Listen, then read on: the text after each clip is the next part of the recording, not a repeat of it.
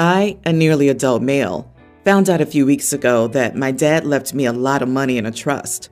It's such a crazy amount that I didn't really believe it at first, but it's true. The reason is that my dad had already inherited from both his parents. He also inherited from the only two uncles he had, and one of them was very successful and had a business. This was all explained in a letter my dad wrote to me. He had the trust set up before he came into most of the money, but when he found out his cancer was incurable, he decided to put it all aside for me once all medical bills were paid off for him. My parents were separated but not legally divorced when my dad was sick and died, but they weren't living together or a couple for a year. This was 10 years ago. My mom learned about the money after reading the letter he sent me about the issue.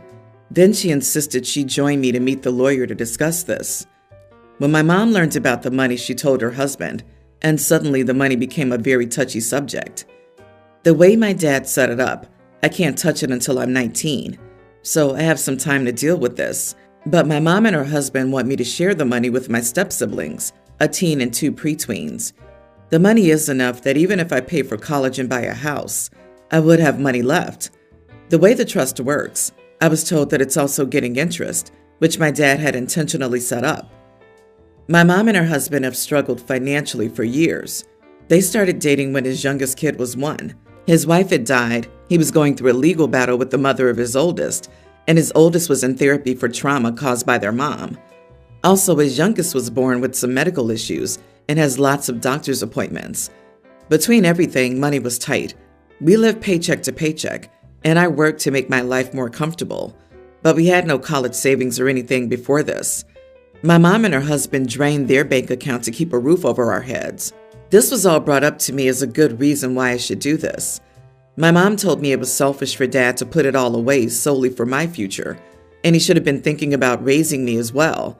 She told me I might not call her husband Dad, or his kids my siblings, but we are a family, and that this family has been through so much together, and we've struggled for so long, that it would be so good and generous for me to do this. I told her it's not like I can access the money now. She said no, but when I do, I should set up accounts for my 3 step-siblings so they have a better chance at college, and if not college, the chance to have help starting in life. Despite all their attempts to talk me into it, I said no. I told them I wasn't going to share the money. My mom was so mad, but it was nothing compared to how mad her husband was. They told me to quit being selfish and start acting with compassion. Am I the idiot for refusing to share my huge inheritance? Edit. His children are with his late wife and his ex-wife. None of his kids are my mom's kids. Not the idiot. So your mom's new husband is mad you aren't giving money to his children with your mother? This money came from your father. That was not their father. It was yours. This is whom your father wanted the money to go to. Explain to your mother that if they're going to punish you for doing exactly what your dead father wanted, they can go fly a kite. Mom should also ask her new husband to stay out of it. He isn't your father. Please talk to your trust officer and leave your mom out of it. None of his kids are my mom's kids. This doesn't make sense. These kids are not someone your father wanted to leave his inheritance to. Most likely, he didn't even know them. Your good fortune with regard to money doesn't fall to those around you. So when you get older, get a good paying job and make more than them. Should you write them a monthly check to them so everyone gets the same? Your mother's being pushed by her husband to have these thoughts. It isn't rational. What a weird world she lives in. Honey, your mom sounds toxic. I'm sorry. She should be happy for you instead of preying on her own son. Her behavior is disgusting. You need to do as your dad wishes and honor him. Set up your future. It's not being selfish. It wasn't your money, it was his. If your dad told you to go buy a gallon of milk at the store and handed you $5, would you return with a candy bar and a donation slip? He would likely be mad. It's a parent's responsibility to take care of their children.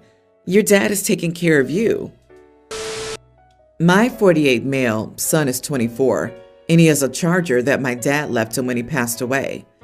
It is a beautiful car, and I wish my dad had left it to me, but that isn't the point. He and my son loved working on it together. That's why my son got it. In the last year, he's gotten 4 speeding tickets and just topped it off with an impaired charge. It is too much car for him, and he's irresponsible. I told him that he either had to move out of my house, where he pays for basically nothing, or sell the car.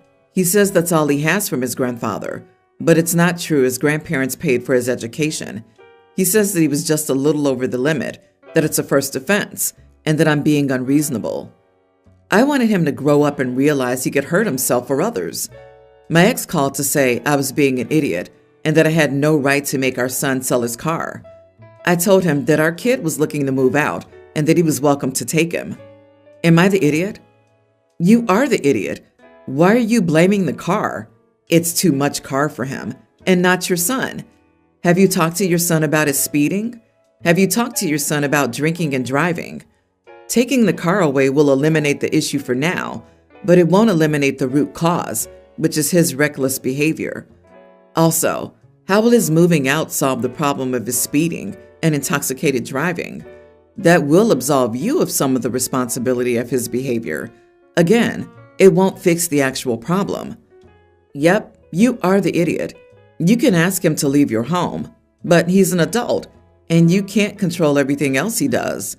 And if you're upset he pays for basically nothing at your home, talk to yourself. You're the one who allowed that situation. I disagree. How can someone who speeds regularly and drives while intoxicated not be an idiot? The root of the problem is that he's immature and is an irresponsible driver. Taking away the car is a perfectly reasonable solution. Kicking his rear end out is a legitimate way to refuse to enable the son's behavior. All the replies reek of forever teenagers who refuse the responsibility of adulthood. The kid is 24 and getting speeding tickets and DUI because he has a muscle car. I doubt he'd get the speed infractions in a 1998 Toyota Tercel. OP is definitely not the idiot. If you're going to live in someone else's house without contributing anything, there are obviously going to be rules. If you don't like it, get your own place and do whatever you like. As far as the car goes, in places like California, if you get caught driving at 100 miles per hour or more, they impound your vehicle because, you guessed it, you're not responsible enough to have it. Not the idiot dad. Keep doing you. Cut the cord. My wife, 45, and I, 43 male, were having some drinks outside the other day, and we had a good time. She said, I wish I brought my cigarettes, and I pulled them out of my pocket, as I had anticipated she'd want to smoke. She said, wow, how did you know? I said, I can see the future, especially when you're drinking.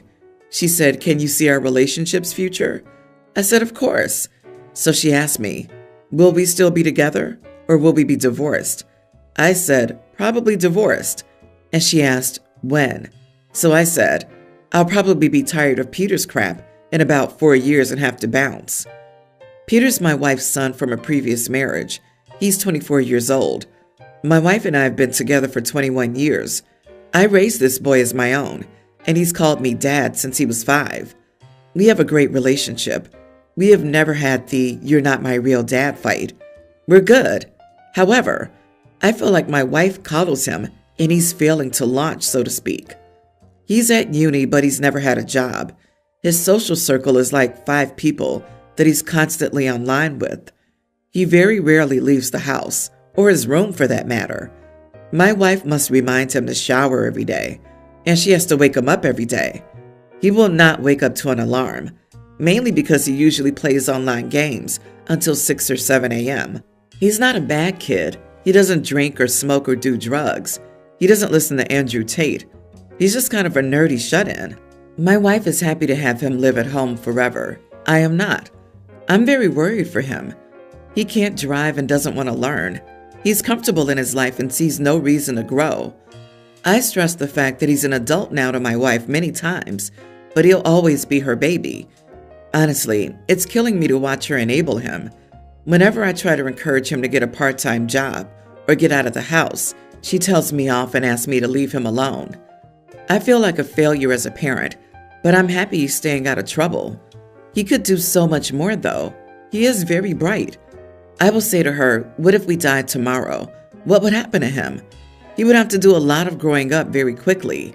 Maybe we should push him a little bit now, but she won't hear it. Anyway, she lost her temper with me. How could you divorce me because of Peter? He'll be fine.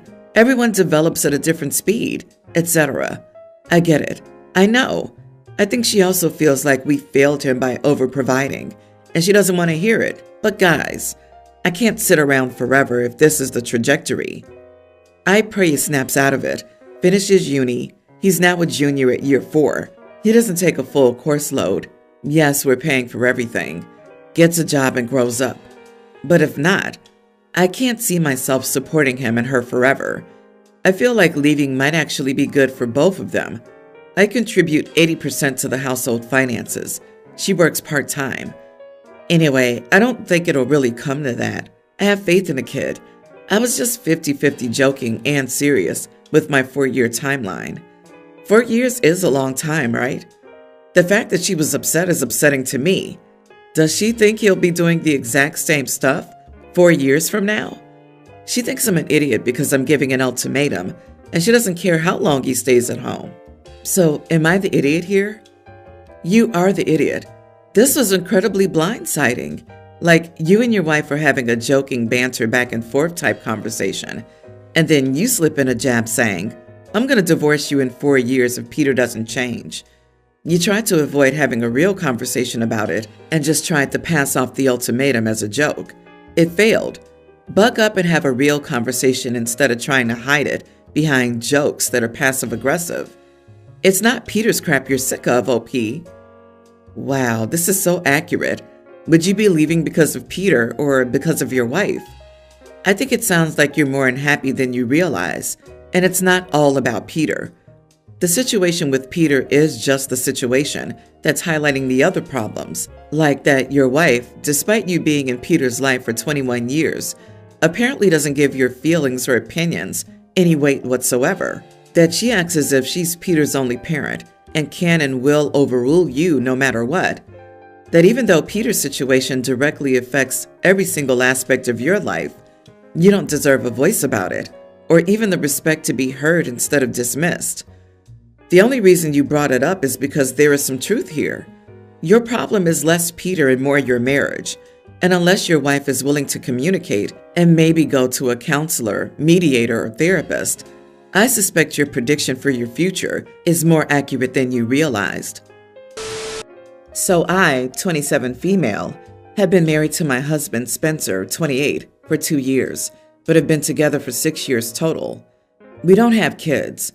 I've known Spencer since elementary school. We've had a loving relationship from the beginning, but now he's destroying it with his insecurity after discovering I was with another guy before him. So he knows I'm bi. I had dated girls most of high school until graduation. I slept with my best friend Maven's, 26 female, cousin Thomas. He was the only guy I was with. We dated a bit, but it didn't go anywhere. I dated my last ex-girlfriend from 18 to 20 in college. We broke up, and then I got with Spencer. We've been together since.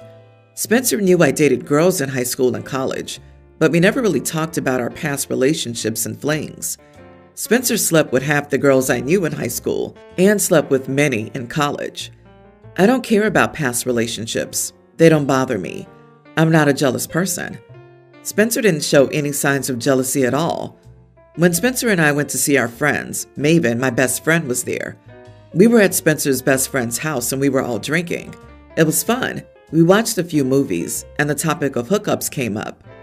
Everyone was talking about body counts and past relationships. Spencer did talk about how many girls he slept with to his best friend Ace. Then he boasted how he was the only guy that I had slept with. Maven cut him off and told him while giggling, "You mean second." Spencer was confused and asked me if it was true and with whom. I did say yes, and with Thomas. He just got quiet after that. The whole time there, he wasn't interacting with anyone that much. He was only on his phone. I did try to talk to him, but he either didn't hear me or gave one-word answers. When we got home, he snapped at me and told me I was a whore for letting a guy touch me, how he thought he was the only one. I just started crying. I told him that we never talked about our past relationships that much. It was even before we got together. He was dating another girl when I even got with Thomas. That was years ago. Why is he mad about it now? He proceeded to call me so many names and how I was gross and if he was better. I just didn't answer him. So I went to our room and locked it. He slept on the couch and told me the next day he was sorry and intoxicated. I did forgive him. I thought we had gotten over it, but he always asked if Thomas was better when we did anything romantically, for everything. It was getting tiring. I told him to stop asking me this. He did stop, and things went back to normal, till I got a text and screenshots from Thomas, who I haven't spoken to in years.